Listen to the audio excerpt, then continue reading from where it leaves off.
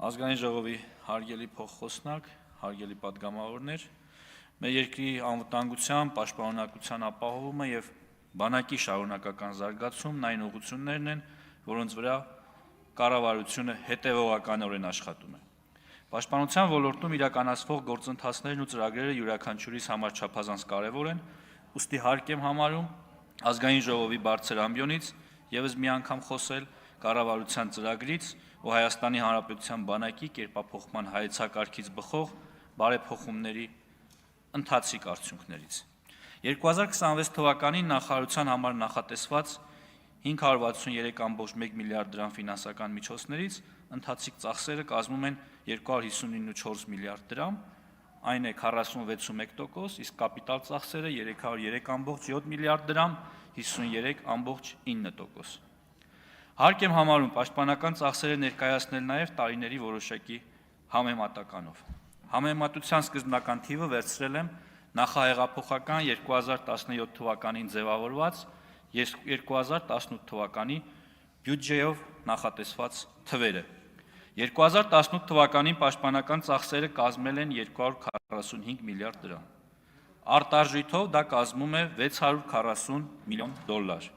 2025 թվականին պաշտպանական ծախսերը կազմել են 667 միլիարդ, որը կազմում է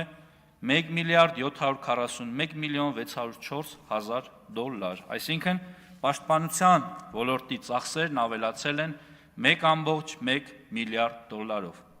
2023, 24, 25 եւ արդեն 26 թվականին կատարված եւ կատարվելիք ծախսերը, ինչպես երեք եմ նաեւ նշել, աննախադեպ են։ Հենց սրա բերումով է, որ մենք կարողացել ենք իրականացնել այնպիսի բարեփոխումներ, ինչպիսին օրինակ զինծառայողների ատեստավորման ծրագիրն է։ Այսօր պայմանագրային զինծառայողը ատեստավորման արդյունքում կարող է ստանալ 205-ից մինչև 470 հազար դրամ հավելյալ աշխատավարձ։ Սա էական բարելավում է եւ կարծում եմ արդեն անդրադարձել է մեր զինծառայողների սոցիալական վիճակի վրա, նրանց կյանքի որակի վրա։ Այս պահին ունենք գործընթացին մասնակցած զինծառայողների 65%-անոց ատեստավորում։ Դինամիկան ըստ տարիների այսպիսին է. 2023 թվականին 49.2%-ն է ատեստավորվել մասնակիցների, 24 թվականին 60.6%-ը, իսկ 25 թվականին 64%։ Ռազմական կրթության ոլորտում էական փոփոխություններ եւ ներդրումներ են կատարել։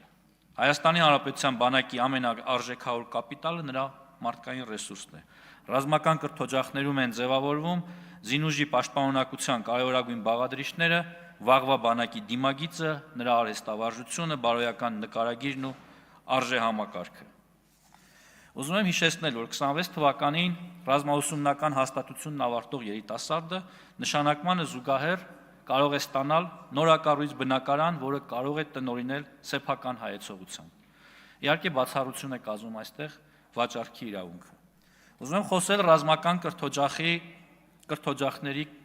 կրթաթոշակների մասին։ Նկատելի բարձրացել է Վազգեն Սարգսյանի անվան ռազմական ակադեմիայի կուրսանտների կրթաթոշակի չափը։ 2018 թվականի դրությամբ կուրսանտը ստանում էր 5300-ից 13000 դրամ, իսկ գերազանցության պարագայում եւս 10000 դրամ հավելյալ կրթաթոշակ։ Այժմ ռազմական ակադեմիայի կուրսանտի առաջին կուրսի բազային կրթաթոշակը կազմում է 15000 դրամ, եւ ըստ առաջադիմության կուրսանտը կարող է ստանալ 45000, 60000, 75000 դրամ կրթաթոշակ։ Երկրորդ կուրսում բազային կրթաթոշակը 20000 դրամ է եւ կրկին ըստ առաջադիմության կուրսանտը կարող է ստանալ 60000, 80000, 100000 դրամ։ Երրորդ կուրսում բազային կրթաթոշակը կազմում է 25000 դրամ, որը ըստ առաջադիմության կարող է հասնել 125000-ի,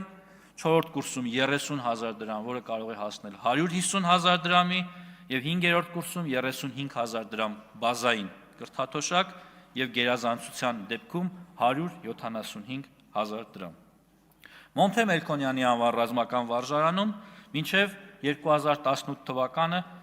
կուրսանտները ոչինչ չեն ստացել։ Հիմա վարժարանի բոլոր սաները ստանում են 15000 դրամ։ Միջին առաջադիմությամբ կուրսանտները ստանում են 30000 դրամ, գերազանց առաջադիմությամբ կուրսանտները 45000 դրամ։ Ինչ վերաբերում է կուրսանտների թվին, ասեմ, որ ակադեմիայի կուրսանտների թիվը 2018 թվականի համեմատ աճել է 26%-ով, ինչը խոսում է նրա մասին, որ էապես փոխվել է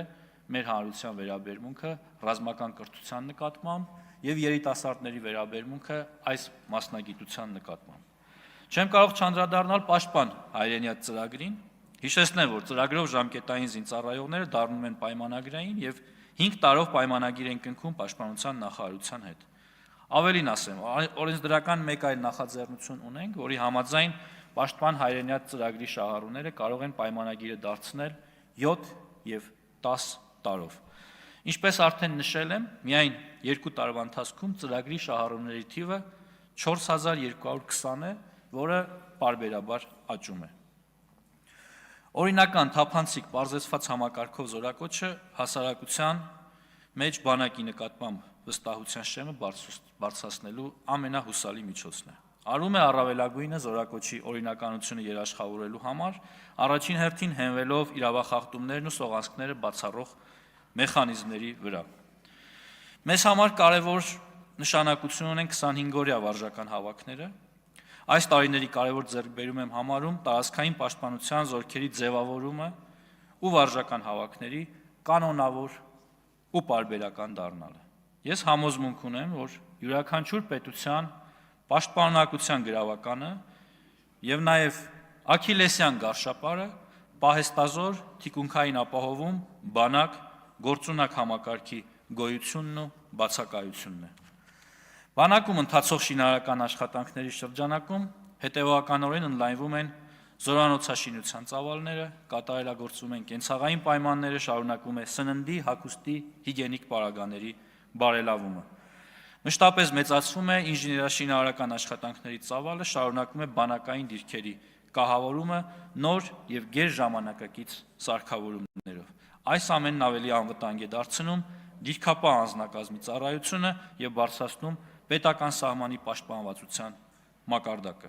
Զինծառայողների բնակարանային ապահովման ուղղությամբ ներդրված մի շարք ծրագրերի շնորհիվ զգալի առաջընթաց ունենք։ Մասնավորապես 2020 թվականից գործում է Հայաստանի Հանրապետության Պաշտպանության նախարարության համակարգի սպայական եւ ավագ ենթասպայական կազմերի եւ պայմանագրային զինծառայողների կողմից բնակարան կամ բնակելի տուն ձեռք բերելու կամ բնակելի տուն կառուցելու նպատակով մատչելի եւ արտոնյալ պայմաններով երկարաժապկետ հիպոթեքային վարկավորման ծրագիրը։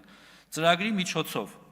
07-11-րդ ամիս 2025 թվականի դրությամբ բնակարան կամ բնակելի տուն ձեռք է բերել 2035 զինծառայող։ 22-ից 25 թվականներին ընդհանուր բյուջեից